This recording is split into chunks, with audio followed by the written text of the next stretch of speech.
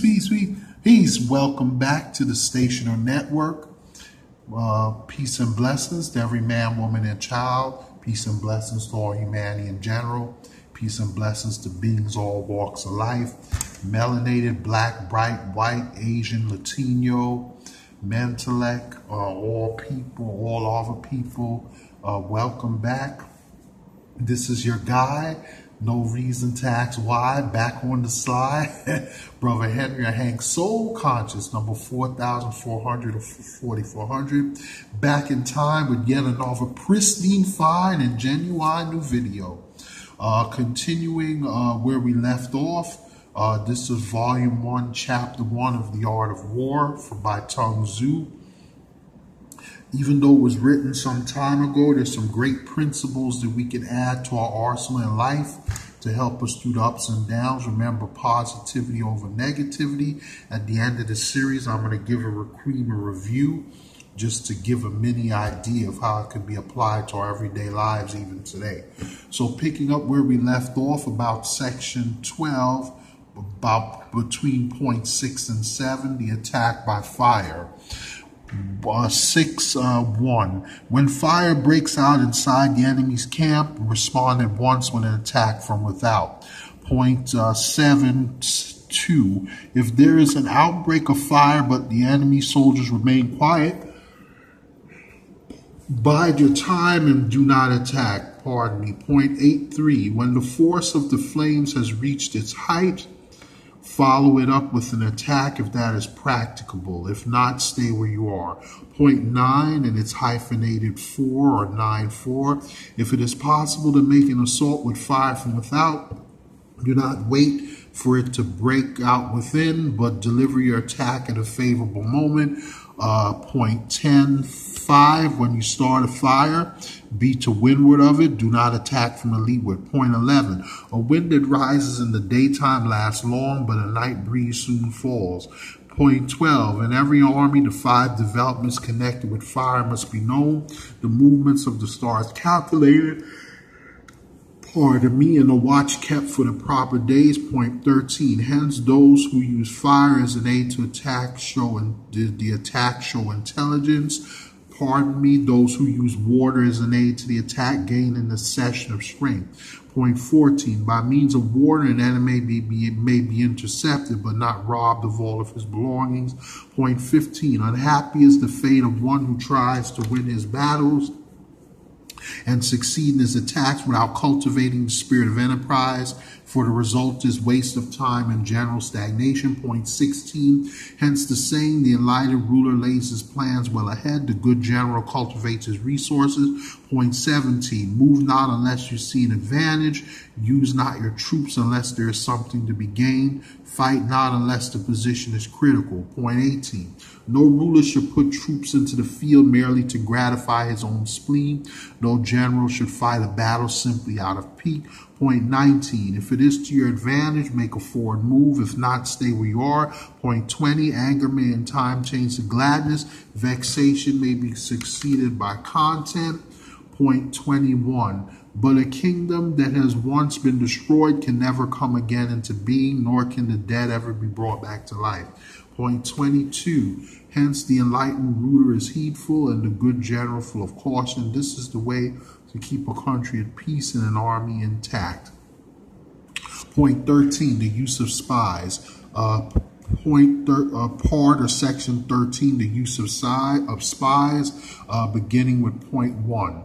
Sun Tzu said, raising a host of 100,000 men and marching them great distances entails heavy loss on the people and a drain on the resources of the state. The daily expenditure will amount to 1,000 ounces of silver. There will be commotion at home and abroad, and men will be drowned, and men will drop down exhausted on the highways. As many as 700,000 families will be impeded in their labor. Point 2. Hostile armies may face each other for years, striving for the victory which is decided in a single day. This being so, to remain in ignorance of the enemy's condition, simply because one grudges the outlay of 100 ounces of silver in honors and emoluments, or emoluments is the height of inhumanity. 1.3, one who acts thus is no leader of men, no present help to a sovereign, no master of victory. Point 4, thus that, point 4 again. Thus what enables the wise sovereign and the good general to strike and conquer and achieve things beyond the reach of ordinary men is foreknowledge. Point 5, now this is foreknowledge. Now this 4.5 again. Now this foreknowledge cannot be elicited from spirits. It cannot be obtained inductively from experience, nor by any deductive calculation. Point 6, knowledge of the enemy's dispositions can only be obtained from other men. Point 7, hence the use of spies, of whom there are 5 classes. 1, local spies. 2, inward spies. 3, converted spies. 4, doomed spies. 5, surviving spies. Point 8, when these 5 kinds of spy or spies are all at work, none can discover the secret system. This is called divine manipulation of the threads. It is the sovereign's most precious faculty. Point 9, having local spies means the services of the inhabitants of a district. Point 10, having inward spies making use of officials of the enemy. Point 11, having converted spies getting hold of the enemy spies and using them for your own purposes. Point 12, having doomed spies doing certain things openly for purposes of deception and allowing our spies to know of them and report them to the enemy.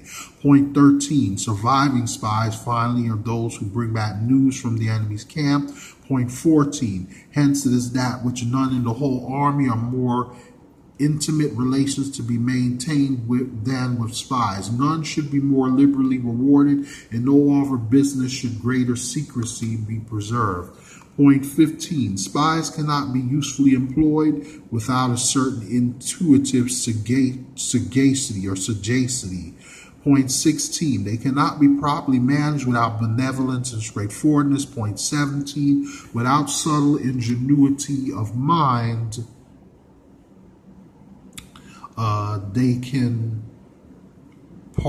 Point 17, without subtle ingenuity of mind, one cannot make certain of the truth of their reports. Point 18, be subtle, and use your spies for every kind of business. Point 19, if a secret piece of news is divulged by a spy before the time is ripe, he must be put to death together with the man to whom the secret was told. Point 20, whether the object to be to crush an army, to storm a city, or to assassinate an individual, is always necessary to begin by finding out the names of the attendants, the aides de camp, and doorkeepers, and sentries of the general in command. Our spies must be commissioned to ascertain these. Point 21, the enemy spies who have come to spy on us must be sought out, tempted with bribes, led away, and comfortably housed. Thus they will become converted spies and available for our service. Point 22, it is through the information brought by the converted spy that we're able to acquire and employ local and inward spies. Point 23, it is owing to his information again that we can cause the doomed spy to carry false tidings to the enemy.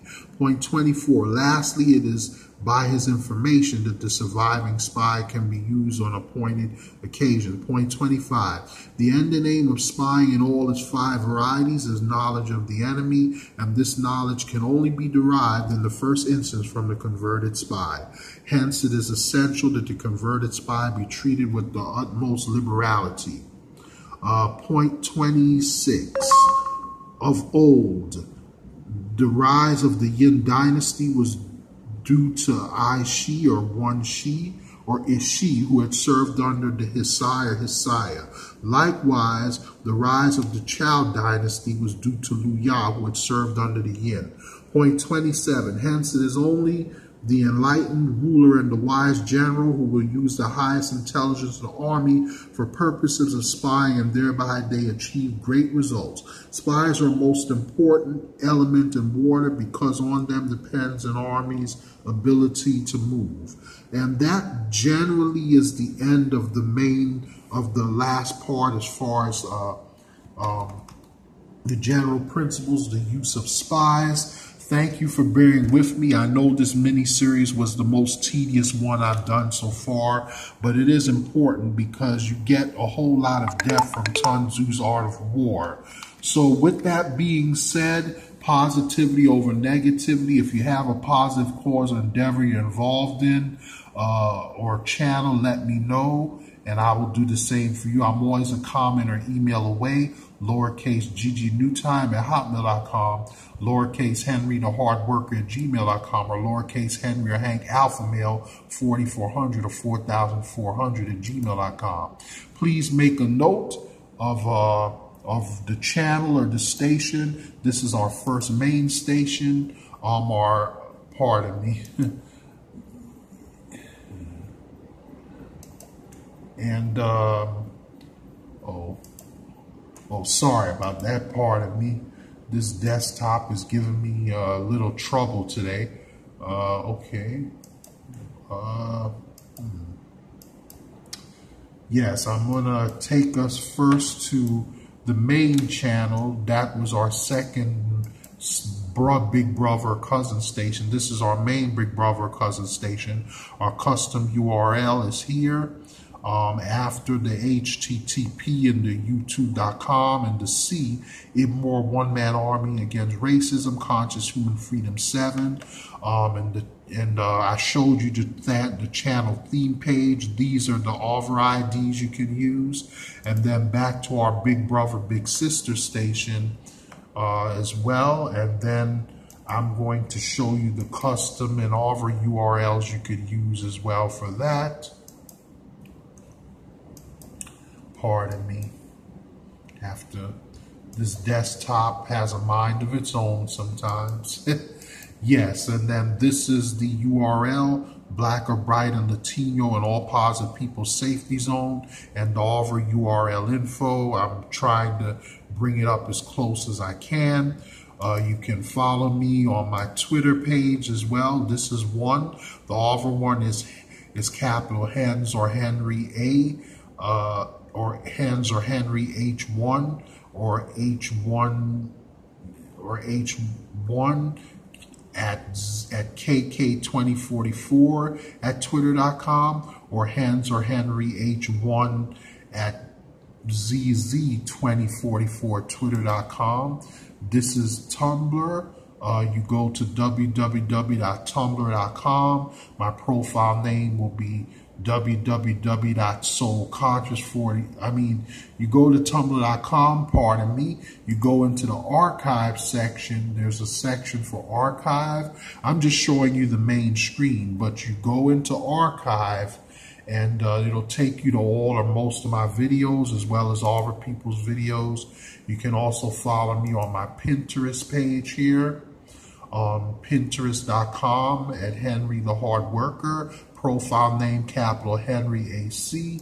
You can also follow me on Facebook, capital Henry or Hank Soul Conscious, and www.facebook.com. On LinkedIn at Henry or Hank A at LinkedIn.com.